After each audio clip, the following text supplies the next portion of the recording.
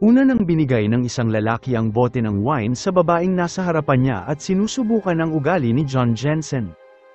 At sa oras na matiyak nito na ang asawa ng babae ay hindi magrereklamo, nagsimula nitong palakihin ang gulo. Hindi lamang nito pinahiya si John, ngunit ipinasok din nito ang kanyang kamay sa damit ng babae. Sinubukan ni John na mangatwiran sa lalaki, ngunit ang isa pang lalaki na nagbabalak ng masamang intensyon ay hindi nakikinig sa kanya. At dahil sa baril na nakatutok sa kanyang ulo, si John ay nakatingin lamang ng walang magawa habang ang kanyang asawa ay kinuha at binastos sa kanyang harapan. Ngunit ang lahat ay may limitasyon, lalo na't kasama nito ang kanilang anak na lalaki sa lugar. Kinausap nito ang kanyang asawa sa kanilang dialekto sa kanilang bayan at inutusan nito na kagatin ang tenga ng lalaki. Pagkatapos ay sinamantala ang pagkakataon ng nag-ambala ang lalaki, at dahil ayaw kumalat ang dugo sa unang araw ng muli nilang pagsasama, pinakuha niya sa kanyang anak ang baril upang gumawa ng plano. Ang desisyon na ito ay naging panghabambuhay niyang pinagsisihan dahil aksidenteng naharangan ng kanyang anak ang paningin nito at nagbigay ito ng pagkakataon sa lalaki na kuning ang bata gamit ang isang kutsilyo. Ang kanilang kalamangan ay nawala sa isang iglap dahil sa awa ni John, at binigyan ng lalaki si John ng 5 segundo na umalis sa karwahe, at kahit ang isang matigas na lalaki ay tila makikitang lumuha ang mga mata. At tila kahit isang matigas na mandirigma ay nawala ang kakayahang lumaban sa mga sandaling yun. Sinipa ito palabas sa karwahe, at si John na nag-aalala sa kanyang asawa at anak ay desperadong tumakbo sa kalsada kahit pa alam nitong hindi niya masusundan ang kabayo ng nakapaa. Hindi ito sumuko, at matapos na tumakbo sa kalsada ng ilang oras ang pagod na John ay nakita ang isang katawan na nakahandusay sa hindi kalayuan. Isang nakakakilabot na tanawin ang bumungad sa kanya, at nakita nito na ang katawan na nasa lupa ay ang kanyang anak. At dahil ito ang halos unang pagkikita nila ang mag-ama ngayon, ay pinaghiwalay ng kamatayan. At sa mga sandaling ito, kahit gaano pa kalaki ang kanyang kalungkutan, wala na itong kabuluhan, kaya wala itong pagpipilian kundi kunin ang kanyang anak at magpatuloy sa paglalakad. At sa hindi kalayuan nakita nito ang karwahe, at ang kutsero ay pinatay ng 2 lalaki at itinapon din ito sa kalsada. At nang marinig ang hiyaw ng kanyang asawa na umaalingaw sa gabi, pinigilan ni John ang sakit sa kanyang puso at maingat na inilapag ang kanyang anak at kinuha ang isang baril sa tabi ng lalaki. At matapos na makumpirma na may bala ito, tahimik itong lumapit sa karwahe. At nang makita nito ang isa sa mga tulisan, hindi ito nagdalawang isip na barilin ang ilaw na nagpagalaw sa kabayo. At sa oras na lumabas ang ulo ng lalaki, binaril siya ni John sa ulo, at ang isa pang lalaki ay hindi nagkaroon ng pagkakataon na isuot ang kanyang pantalon bago pa ito barilin ni John habang tumatakas patungo sa kakahuyan. Ang dating walang awa at matigas na bandido ay tinipon ang kanyang takot at sumigaw para sa awa, at nagmamakaawa kay John na huwag tapusin ang kanyang buhay. Ngunit hindi nakinig si John sa kanya, at mabilis nitong inubos ang bala sa kanya at hinarap ang katotohanan sa pagkawala ng kanyang asawa at anak. At nang makita ang kalunos-lunos na nangyari sa kanyang asawa, ang 10 taon na pangarap ni John ay tuluyang nawasak. At sa loob ng 10 taon naghirap itong mag-isa sa Amerika para mabigyan ng magandang buhay ang kanyang pamilya at nakabili ng kanyang sariling lupa. At ang dapat na muling pagsasama nila ay nauwi sa isang trahedya dahil sa kanyang panandaliang awa, at mas malala pa, ang isang panganib ay unti-unting papalapit sa kanya. At lumalabas na ang tulisan na pumatay sa kanyang pamilya ay may nakakatandang kapatid na isang pinuno ng gang sa nayon. At dahil hindi mahanap ang pumatay sa kanyang kapatid, hiniling ni Henry sa mayor at sheriff ng nayon na kunin nila ang responsibilidad, at humiling na pumili ng 2 tao na ililibing niya kasama ang kanyang kapatid. O kung hindi, kukuha ito ng 4 na tao, at upang panatilihin ang kapayapaan sa nayon, nagpasya silang isakripisyo ang pinakamatanda sa nayon, ngunit ang apo nito ay hindi pumayag, ngunit masyadong makapangyarihan ang mga ito. Nakita lamang nito na wala siyang magawa habang kinuha nila ang buhay ng kanyang lola. At matapos nito, dinala ng 2 detective ang isang magsasaka bilang magsilbing pangalawang alay, at inakala nila na tapos na ang usapin. Gayunpaman, hindi pa rin nasiyahan si Henry at kinuha ulit ang kanyang baril at pumatay pa ng 1 tao. Ang kanyang dahilan ay ang naghihingalong matatanda ay kalahating tao lamang ang bilang, at ang ganitong pagpili ay kawalan ng galang sa kanya. Kaya nagpasya ito na doblehin ang bayad ng nayon sa proteksyon mula sa $80 hanggang $160 kada buwan hanggang sa mahuli nila ang salarin. At sa katunayan ang kanyang tunay na intensyon sa pananakot sa taong bayan ay dahil may natuklasan na langis sa bayan. Inatasan siya ng mga kapitalista na tumulong sa pagkuha ng lupain sa nayon at nagbigay sa kanya ng dahilan na patuloy manggulo sa mga tao ng nayon. At sa kaparehong oras si Peter na pumayag maghapunan kasama si John ay nakitang bukas ang bahay ni John ngunit walang palatandaan ng tao sa loob. At sa pag-aakalang pinasok ang bahay maingat itong pumasok bitbit ang kanyang baril at nakita nito ang dalawang katawan sa loob at naunawaan nito ang lahat.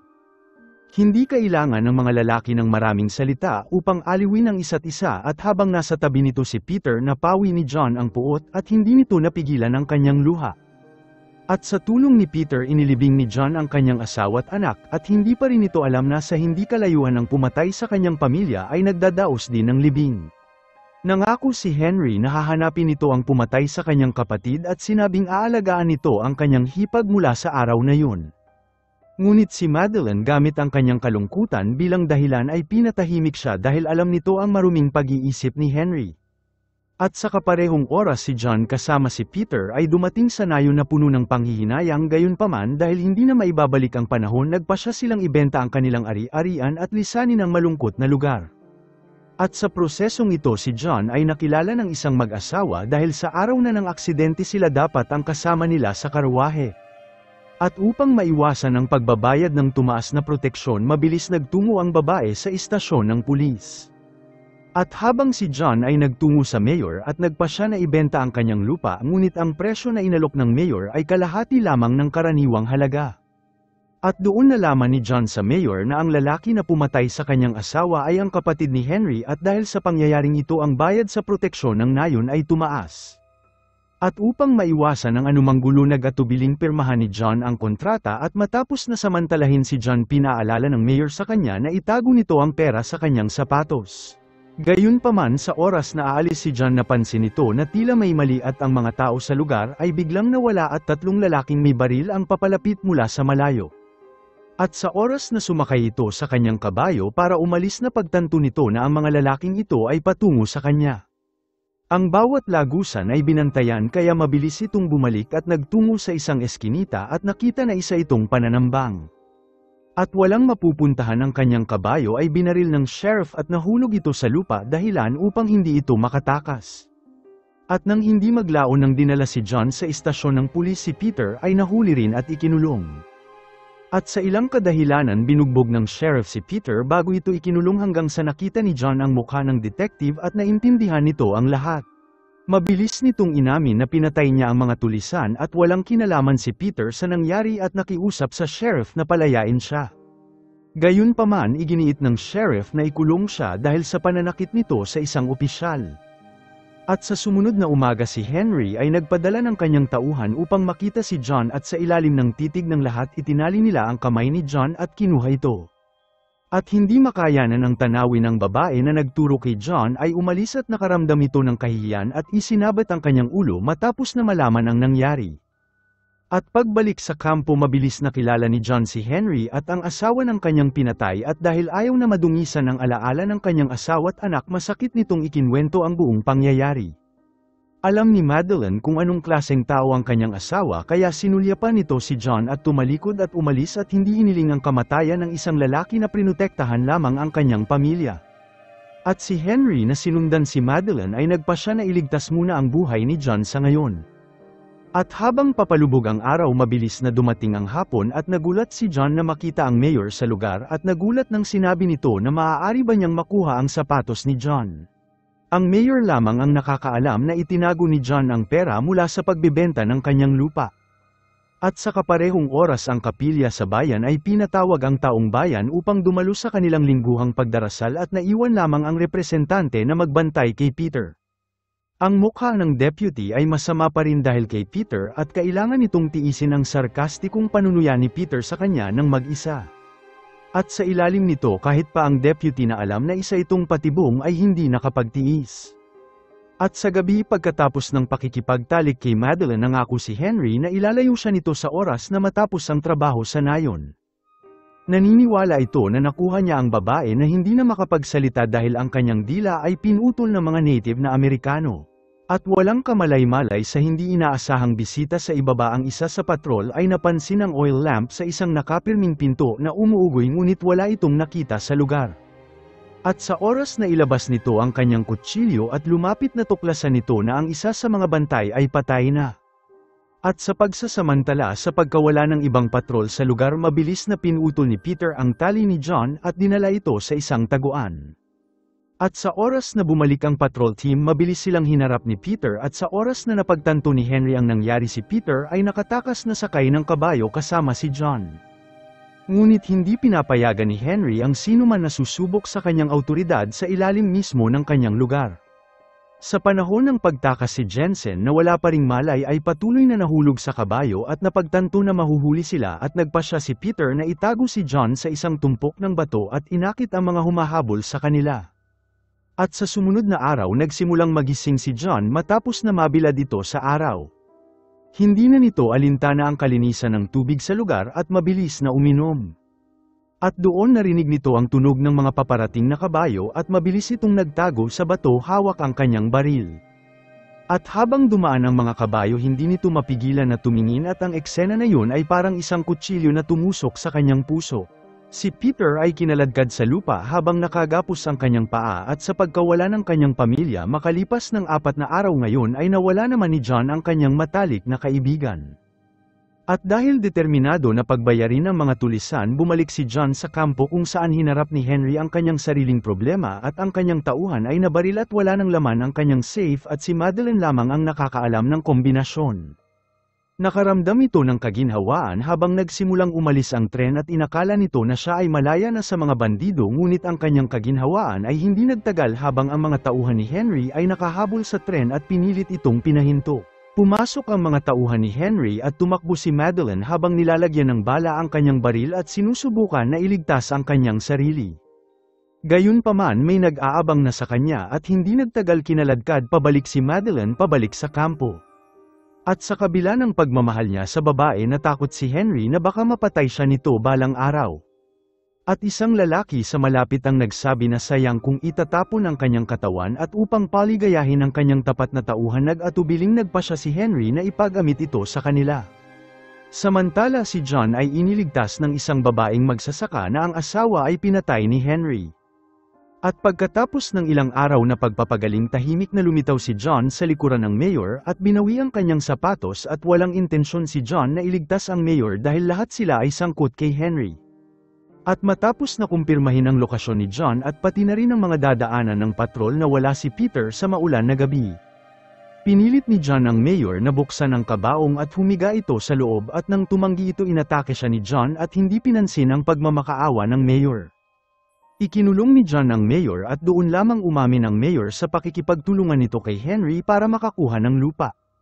At matapos na malaman ang katotohanan nagtungo si John sa grocery para bumili ng armas at dahil ang dami nito ay lumagpas sa personal na paggamit na hulaan ni Wycheck na plano ni John na maghiganti kay Henry at nagpasya na sumama kay John para sa kapakanan ng kanyang lola.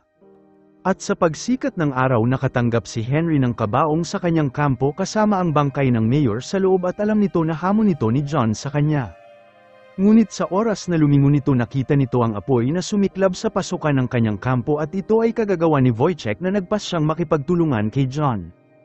Ang kanyang trabaho ay akitin ng mga bandido at bigyan ng oras si John at sa oras na matagumpay na masunog ni John ang isang gusali tatakas si Wycheck sakay ng kabayo. Samantala nakahanap na si John ng lugar na pagtataguan at pinabagsak ang mga tulisan na dumating upang kunin ang kabayo. Ang hindi nito inaasahan na si Wycheck na sa halip na tumakas ay bumalik na may dalang kerosene at umakyat sa mataas na lugar. Nagawa ni Wycheck na tamaan ng isang kalaban ngunit ang kanyang paggalaw ay narinig ng isang lalaki sa ilalim at si Wycheck ay namatay sa tama ng bala habang sinusubukan nitong tumulong. At bago mamatay natapon nito ang kerosene na dumapo sa baril ng lalaki at nasindihan nito ng kanyang sigarilyo. Sinunog ng nagpupumiglas na tulisan ang natitirang gusali at sa oras na makarating si John sa labas ng gusali nakita nito ang isang lalaki na hawak si Madeleine bilang isang hostage at hindi ito nagdalawang isip na direktang tumutok sa ulo ng lalaki. At sa pagbaril nito ang posisyon ni John ay nailantad at isang lalaki na malapit ang binaril siya sa binti sa pamamagitan ng pader. At nang makita ang baril ni John, inakala ng lalaki na nahuli nito si John, ngunit ito ay bahagi rin ng plano ni John at lumipat ito sa kabilang bahagi ng pader. At gamit ang isang kutsilyo, tahimik nitong pinatay ang huling tulisan. Gayunpaman si Henry na nagtatago sa anino ay biglang binaril si John at humanga sa lalaki na nag-iisang umubos sa kanyang tauhan. Naghanda si Henry na tapusin si John at doon isang alingawngaw ng putok mula sa gilid, at ito ang dating asawa ng kanyang kapatid na si Madeline na iningatan niya bilang kanyang pag-aari. At sa tulong ni Madeline, mabilis na bumangon si John at sa pagkuha ng kanyang baril ibinigay nito ang huling atake kay Henry. At nang matapos, dumating ang sheriff ng nayon kasama ang kanyang tauhan at planong kunin ang tagumpay. Sinubukan nilang ilayo si Madeline, ngunit nagkaisa ang dalawa at kinilala ang kakayahan ni John na mag-isang pinabagsak ang buong gang, at ang sheriff ay umalis ng mabilis kasama ang kanyang tauhan. At ang dalawang masalimuot na tao na nagkakilala pa lamang ay tiniyak ang isa't isa sa kanilang tingin at nagpasya na umalis sa malungkot na lugar na ito bilang magkapares at naghanap ng lugar na masasabing pag-aari nila. Salamat sa panunood. Kung nagustuhan mo ito, huwag kakalimutan mag-like at subscribe para sa susunod pa nating movie recap.